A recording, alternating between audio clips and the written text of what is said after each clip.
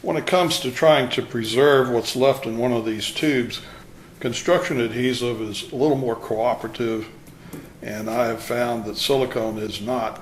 With construction adhesive, you can cut the end off of there. Take a wood screw like a deck screw and screw that down in there. When you get ready to use it again, take a pair of pliers and just pull that out, and that's usually fairly cooperative. When it comes to silicone, you cut a relatively small opening on this tube.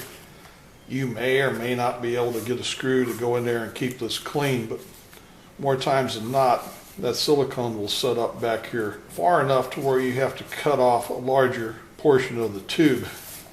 What I have found to be very successful is using an old glove and a roll of electric tape.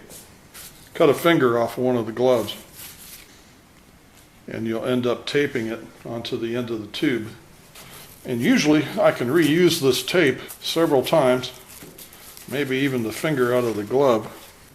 A lot of times when you pull this off, it'll tear the glove, and the screw I had in there has become glued to the finger.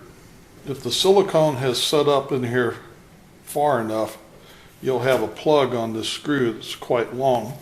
You'll get that finger off of there, and then you take a pair of pliers and you just pull this out, and it'll pull that cured plug out of the end of that tube, and you're good to go. Now, I just used this 2 or 3 days ago, so not too much is set up yet. Take the finger that you've cut off the glove, stick that over that, bring it down, fold that over, take your electrical tape,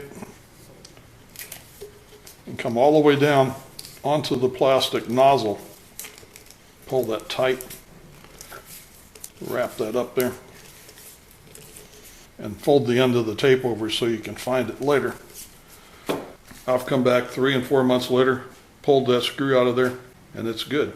So try that. That will save a lot of material and a lot of time wrestling trying to get cured silicone out of one of those nozzles.